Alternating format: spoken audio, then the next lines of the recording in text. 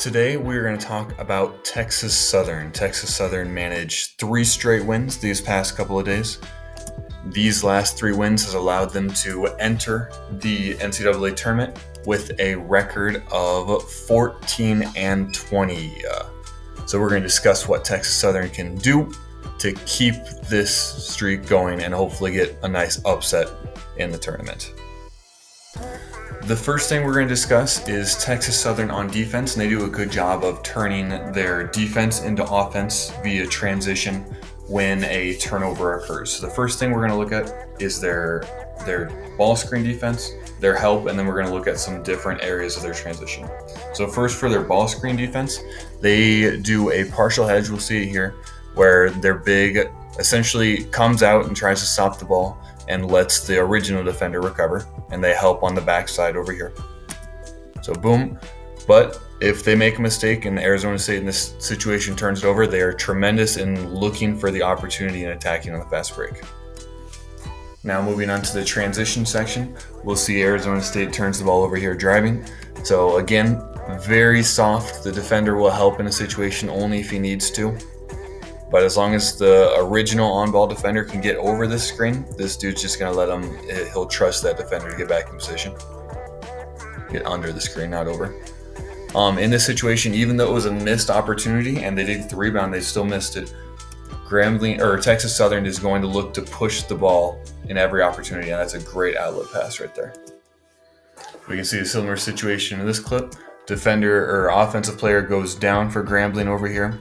So they have a 5-on-4 opportunity, and Texas Southern does a great job in transition, even being patient with it, moving the ball around, finding the right shot. So for the third and most important area, probably on their defensive side, this is definitely their strongest aspect. They play, again, like a quasi-pack line defense where they try and show bodies, especially in the paint, but they do a good job both one-on-one and then also showing help when someone gets into the paint. So here, although this wasn't great keeping the body in front, he does see multiple hands in this area when the ball goes up. And so as long as you can have bodies in the way that contest whatever shot is going to go up or get them out of control right here, that's going to be a good defensive possession. Here we can see the same thing. Texas Southern is in brown maroonish in this situation. So we can see pretty good one-on-one defense keeping in front. Post entry comes. We're showing bodies to make sure 13 doesn't have any drives to the lane. Even as the help leaves, the next help is able to step up. If you can force edge of the paint, difficult contested shots, that's a win for the defense. As this ball is coming up the court, we can notice that the score is 61-58. You can see it up there. The camera angle is just because it's not going to get as much televised as major teams. This is their first round game of the tournament of the SWAC tournament. So this is a must win for them to get into the tournament, which we know they did. So we can see 3 is doing a good job keeping them in front. And then good job by this defender as well, keeping them in front. Showing bodies, 5 is ready to help right here. 3 is denying any backdoor cuts.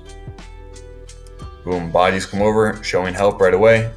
Forcing difficult floaters, turnaround floater, and then swarming to the ball afterwards. That's good defense right there.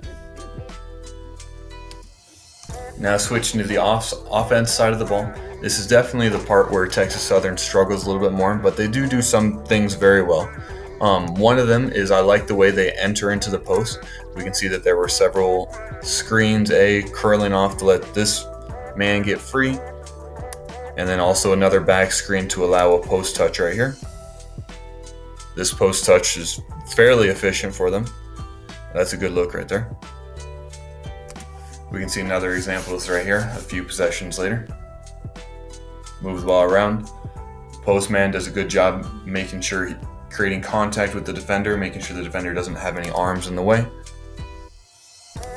And we can see Arizona State in this situation isn't really helping, so they're going to allow this player to work one-on-one. And that's a very good shot. I'm going to touch on this a little bit later. So Texas Southern is not a very good three-point shooting team. They have one of their top five players that shoot the most threes is only above 30%. I'm going to talk about him in a second as well. But they know that because they struggle in three-pointers, they need to push in transition, what I talked about, and they also need to crash the glass. They do a good job of going for offensive rebounds. So the thing of note right here is that once this ball is over here, Texas Southern, this is really uncommon, especially at the college level, is there are 3 bodies in the paint going for this rebound, and maybe you could even count the shooter as well. So this dude does a good job of getting back. He's already out of the picture, preventing any transition for Arizona State. But everyone else is going for the rebound, aggressively for the rebound. We see another example of that. Ball gets moved around, looking for good action. Good pass, good look. Ball goes up. 2 bodies aggressively going for the rebounds. Move the ball around.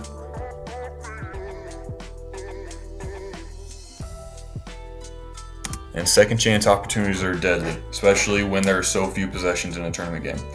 So this is the transition to what I think is the most exciting aspect of the Texas Southern team, which is number 3. Number 3 is PJ Henry, and he is a very good offensive player. Very, very good offensive player. He is currently shooting 35% on the year on fairly high volume of threes. If there is one player highlighted on the scouting report, it is number 3, 100%. Transition opportunity, cannot leave him open. I know, I understand in this situation, you got to protect the rim, of course, but if they allow these kinds of shots for number 3, he will hit them all day. If he has a night, he can absolutely change the pace of the game too. And then the last thing of note is when the game is on the line, the coaching staff 100% trusts him to create offense and essentially run the show. Similar to what I talked about with Tiger Campbell for UCLA yesterday, but when the game is on the line, and I'm imagining there will be some games on the line, number 3 is the one whose the ball is going to be in his hands. And with the ball in his hand, the nice thing is he's a good enough ball handler as well as shooter that you got to respect him on the perimeter, and then he can also make you pay off the dribble. So in conclusion, Texas Southern definitely can upset some teams in the tournament. If PJ has a great game and then they play solid defense and look for opportunities to transition,